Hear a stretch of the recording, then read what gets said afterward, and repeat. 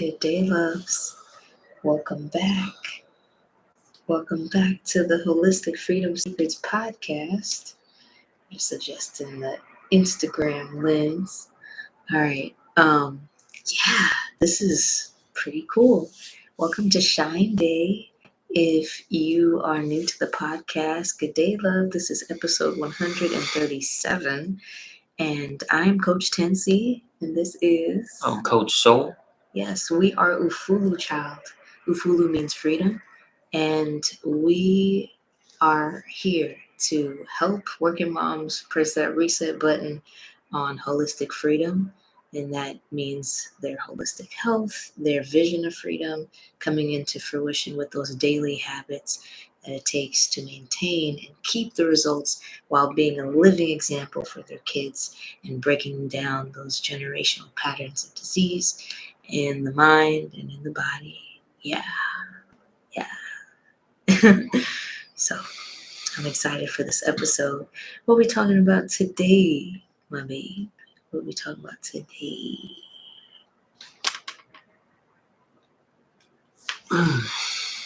I guess today is a continuation of yesterday's episode talking about daily habits for working moms, but in the context of family first.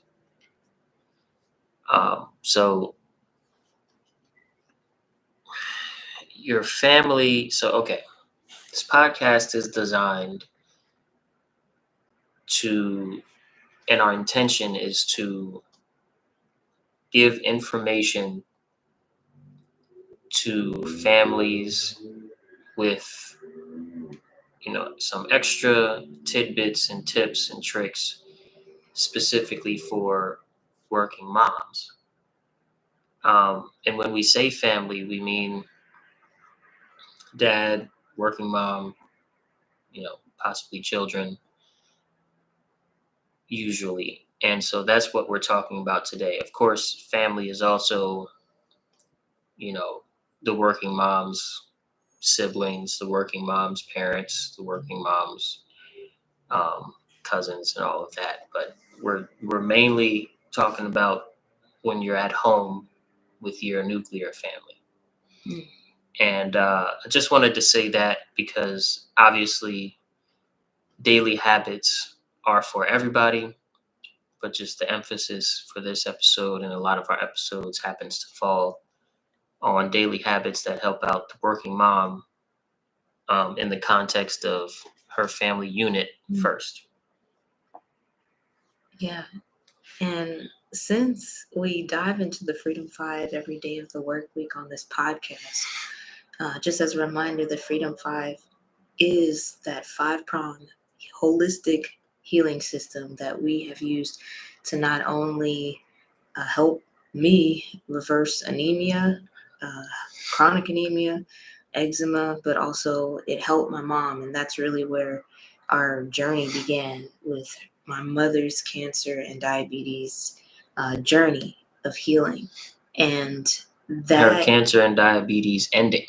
Yes, and those ending in an uptick of a note where she wasn't taken by them. She was able to reverse them and also continue to find what thrive looks like to her in terms of her home, finally having her dream home that she really wanted, to create a space where she felt comfortable. But it's really about how she felt within herself and how that shift caused a ripple effect in her life. And so that's what inspired us to create the Freedom 5, those same principles that we learned over years of looking through and researching different holistic healers, whether they're doctors in the functional medicine world, or herbalists, or other different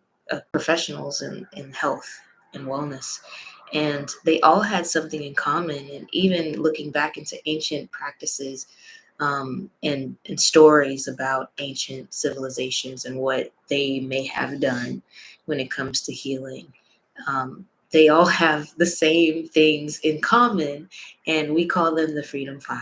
And we made it an effort to incorporate it into daily life because it really takes that on a daily level of attention to each of these areas, and how we can really pour into ourselves is by maintaining that consistency, and prioritizing them. So the fifth, the five in the Freedom Five is be, cleanse, fuel, move, and shine.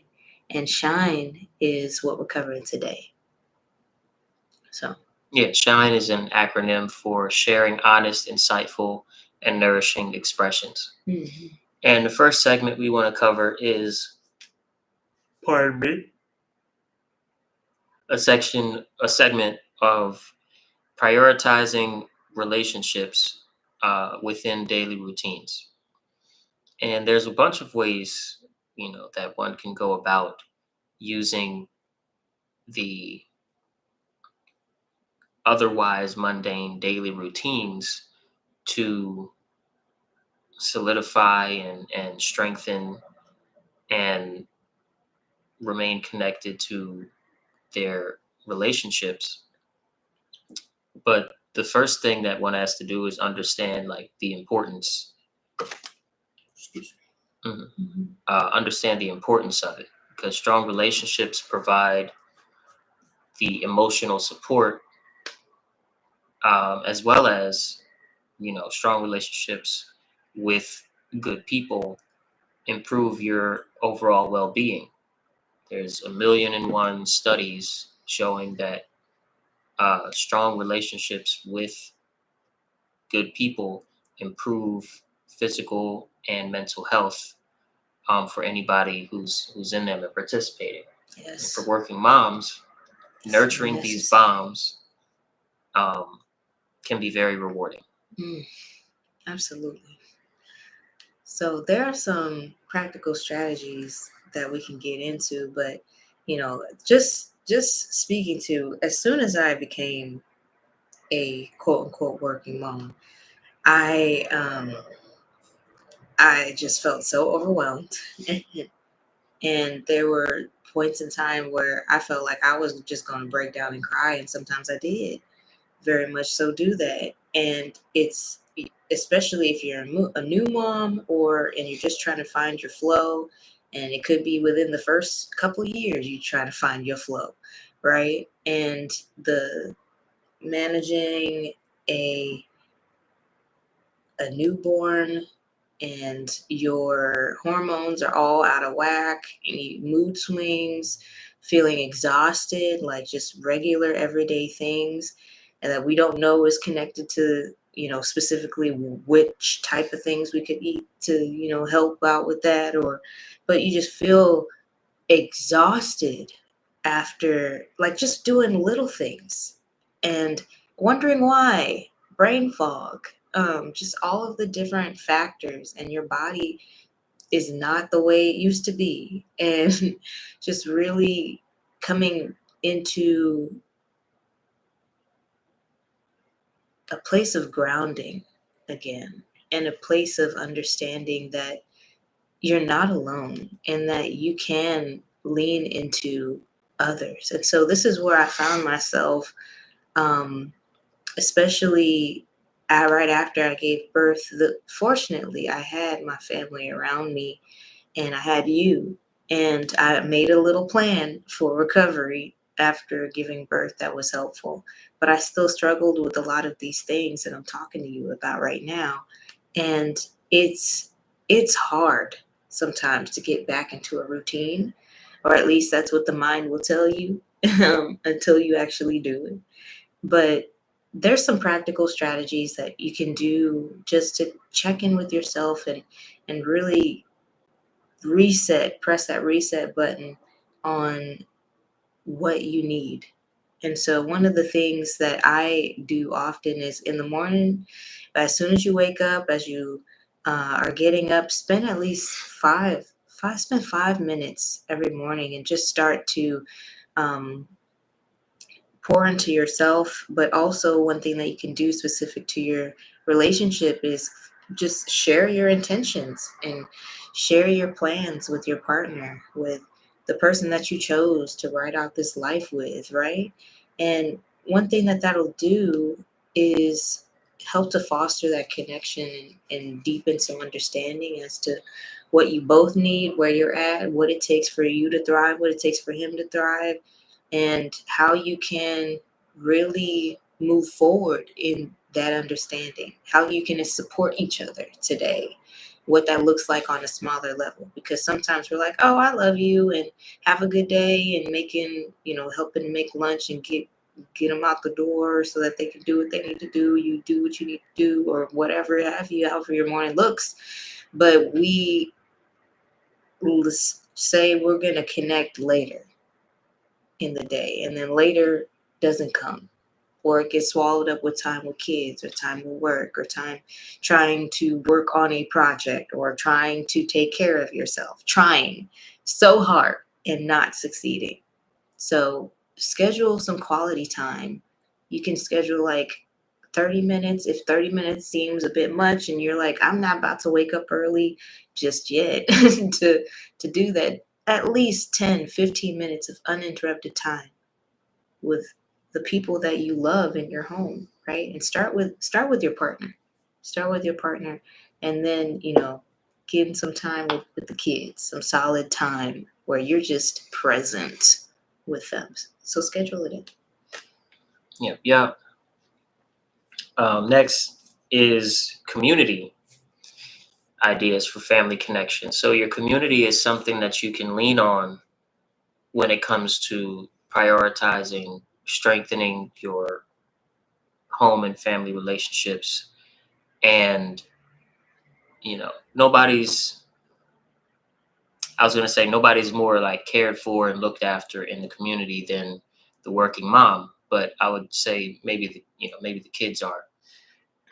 Regardless, she's higher on the list than the dad for sure. And um, she has more power to connect with the community than the children. So nobody has more opportunity to lean on the community than the working mom when it comes to strengthening relationships. And so there can be shared activities. There can be, things like evening walks, if your neighborhood is safe enough, or if you can go somewhere where, you go there with the intention of doing some walking. Like a community recreation center, or there's also, like, if you have a gym membership, which we don't, but I'm gonna just say community rec centers is an option, or the YMCA or something like that. Whatever you have Parks. access to. Parks. Yes. Yep. Yep. And then in the home, you have, family meetings, and you can encourage open communication, problem solving, things like that. Like, this week or this month, our family meetings are going to be focused on this type of thing or whatever. And then there's other things you can do in the home that makes uh, that strengthens the culture in the home, like cooking together. I would even say cleaning together, if there can be a shred of gratitude put into the process of cleaning, then cleaning together. Like, y'all Things like remember, that. I don't know if they've experienced this, but in my home we always had, well, a few times we would have, whenever we would clean as a family, we would put on the music, and it would just be I'm black. playing through the big speakers in the house, and we'd be dancing and cleaning at the same time. And that was actually kind of cool. I'm not gonna lie. I mean, I enjoyed that as a kid. I didn't enjoy the cleaning, but I enjoyed the music and knowing that we were doing something together that was going to help all of us. But yeah, cooking together is phenomenal, especially if you're trying to meal prep. Shoot, get them kids in the kitchen. Give them age appropriate, like, little tasks that they can do. We just got a little toddler, what's it called? Toddler tower. It's called a toddler tower, and it's basically like a little step up ladder where it supports their back so they don't fall back or anything, and has like things on the side. So your little ones can like come up with you, and we got a little baby friendly cutting board and a wooden knife set, which is not sharp, y'all. Don't worry. But Well, you they can said help wooden knife set. chop. They can help Yeah. chop too. And so this is something where you can incorporate fun into the little things that you have to do every day either way. And when it comes to like a family meeting, you don't have to think of it in terms of, okay, when you thought family meeting in your mind, maybe you had this image in your mind that was like, well, I just came from work with all these meetings, I don't want to have another meeting with my family. Maybe it's a thought pattern. Okay, what this is where it's your family and you can recreate things according to how it works for you. So if you don't want to call it a family meeting, we'll call it family check-in, family game night, where you playing a game but you low-key checking in with each other, seeing how your day went and all the things. And with a Cool. lot of activities, they can become more communal. Like, you can have your friends that also have children also participate in family game night or walking around the park if they, if you live near each other or you both live near the park, Mhm. things like that.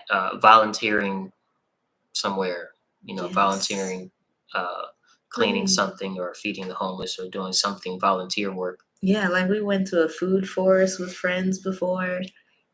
We've gone to the park and we all brought our babies and we had a little picnic, and that was just, it's low budget. It doesn't take a whole lot of prep. We all just brought one thing, type thing. If we wanted to, we didn't have to, but we brought something, and it was like potluck style little picnic. It was great. And we brought a little speaker, so you can do these things with your friends, and even if y'all are all busy and tired and stuff, which is likely, especially as it's cold outside. Maybe you're not trying to do no picnic, but you can get on a video call and just have like a virtual time together where you do something where you all needed to or all would like to do something. So okay, everything's coming from your Thrive Zone, right?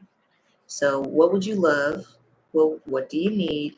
And do you have access to or are you ready for? So, what practically works, right, for you now in life? And so, when we come to from the space where those three things are considered, that is the Thrive Zone. And so, everything that we're talking about today, put it through that lens. Put it through that lens when you're brainstorming, when you jot down, and you're like, okay, what can I do? What would I like to do to incorporate, utilize my community to help me strengthen my family? You know? So. Yeah. And then there's, your personal projects. So you can lean on your family to help with blocking out time, allocate specific 15-minute slots that you'll take for yourself and your personal projects, and dedicate the rest of it to your family projects or your family or your career or whatever. But having your family involved in helping you pick the right 15-minute slots, 30-minute slots that you'll take for your own personal projects involves your family and doesn't have them feeling, like you just randomly go off and can't be bothered and then, stuff like And that. no communication. Hmm. Yeah. So an example that came to my mind, like on our fridge, we have these it's like a whiteboard calendar.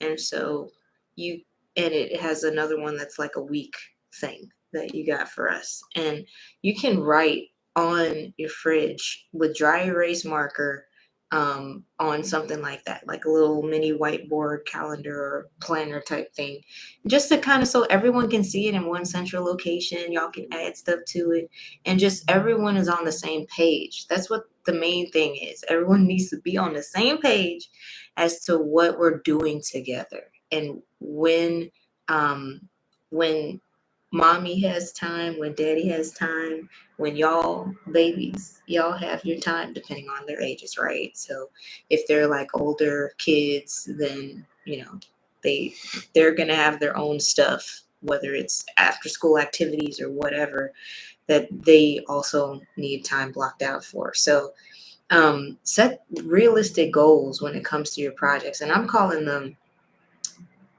here we said personal projects, but really it's like anything related to your vision of freedom that is something that you need to do, that you'd love to do, and that you're ready to do now in this year, right? In this time. So it's not necessarily a hobby. It could be something with your career. It depends on your specific goals and what you want out of your life. So that reflection on what is your vision of freedom comes first, right? And talking with them, with your family members, with your kids, with your husband, with your partner, whoever, about what a realistic goal looks like, and maybe break it down. Okay, what can we do this month? What's the focus? What's the focus for this week? So that y'all can start to build momentum to what you individually would like. As a collective family, hey, that's important. That's important. Yeah. And then the last thing I just want to add in on that is use your support systems. So there are resources in the community, and there's also family members in your extended family that really want to be there and show up for you. And so delegation, delegation and teamwork, okay? Free up your time, because you're not going to be able to do everything and still be standing in your marriage strong and in your family like a year down the line with the habit of just trying to put everything on your shoulders and tough it out every time without reaching out to your partner for help, without reaching out to and spreading the load. It's not feasible. You will crumble, and that is not where we need you. We need you to be strong, and how to be strong is by to talk to people and let them help you. Yeah. I think the key theme of this episode is that communication is key, and clarity in communication, is key. Yes. You want to make sure on a daily basis, as we say in pretty much every episode, that you are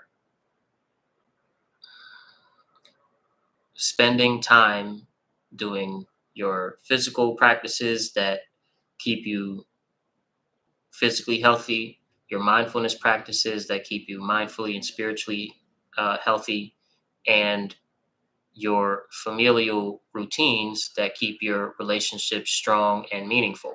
And in order to do that, besides prioritizing sleep, which is necessary for energy levels, prioritizing healthy nutrition, prioritizing, good hydration and drinking your water and eating your water and whatnot, is clear and consistent communication with your family regarding what your goals are for that connection and the strength of your relationship, what the goals are regarding those things. Yeah, exactly. And then you be the one to take the reins and start, because it came up in you. You had the inspiration to get these things going and to build this part of your life back up again. And so sometimes you got to be that one to really prove to yourself that you can trust yourself in this, and prove to them that you can stay consistent in this, right? That's been my journey. That's been my journey of, in a given day, first part of the day, first 30 minutes max, most likely, first 30 minutes, give or take, is to really pour into allowing for your cup to overflow, so to speak, right? So pouring into B, pouring into what do you need right now? Check in with your Thrive Zone. What is needed? What would you love to experience? And what are you ready for? What's ripe on that tree of yes? And then gift it to yourself. Even if you just woke up late and you got 5 minutes, do it. Even if it's just honing in on some gratitude and visualizing in your mind with a quick stretch, drinking some water.